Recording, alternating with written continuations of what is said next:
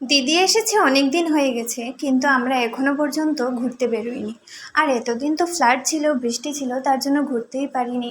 তাই আজকে ভাবলাম আমি, দিদি আর অভি মিলে একটু ঘুরতে যাব। এই যে দিদি ঘুরতে বেরোনোর জন্য বেরিয়ে পড়েছে, কিন্তু পায়ের মধ্যে কাদা লাগিয়ে দিয়েছে। তারপর একটা কি খুঁজে কাদাটা মিটিয়ে দিল। দেন আমরা তিনজন বাইকে করে চলে গেলাম। আজকে কিন্তু আমাদের ঘোরাটা হচ্ছে একদম দিদিকে জোর জবরদস্তি বের করা ঘর থেকে, কারণ ওর মুড ছিল না।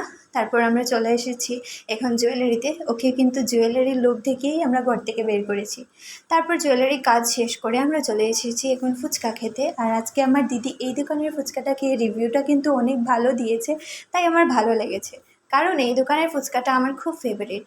তারপর অভি দিদিকে জিজ্ঞেস করলো, কি খাবি বল, বড়া পাও, ইডলি, ডোসা, কি খাবি? ও বললো কিছুই না, চল আমরা একটু বেরু বেরু করে আসি বাইকে করে। তারপরে এই যে রথযাত্রার এই রথ গাড়িটা, এটা দিয়ে কালকে জগন্নাথদেব মাসির বাড়িতে যাবেন। এটা আজকেই আমরা দেখে নিলাম, কালকে হয়তো দেখতে পারবো না বা আসতে পারবো কিনা সেইটাই জানি না। তারপর দিদি বললো একটু চা খাবে, দেবদূতে চলে গেলাম। ওইখানে গিয়ে চা পেলাম, বাট সিঙ্গারা পেলাম না। সিঙ্গারা ছাড়া তো চাটা একদম জমে না, তাই চলে এসেছি সামনেই একটা বাচ্চা কেক বেকারি ছিল, ওইখান থেকে 2টা চকলেট বলস কিনে নিলাম। এই দুটো নিয়েছি কারণ দিদি আর আমি মিষ্টি পছন্দ করি না, তাই দিদি আর আমি হাফ হাফ খাবো।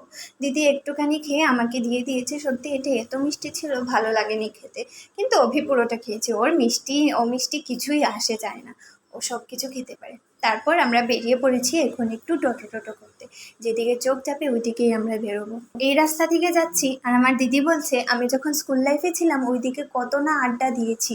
তারপর দিদির সাথে অনেক গপ্প টপ্প করে হাসি মজা করে আমরা চলে এসেছি এখন বাড়ির পাড়াতে।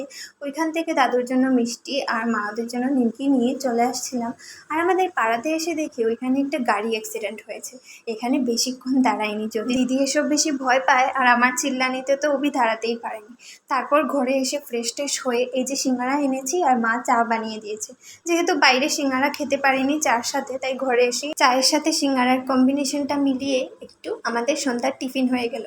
আজকে কিন্তু অনেক খাওয়া দাওয়া করে নিয়েছি। আজকের মিনি ব্লগটা এতটুকুই। তোমরা সবাই ভালো থাকবে, সুস্থ থাকবে। Tata, love you all, bye, take care.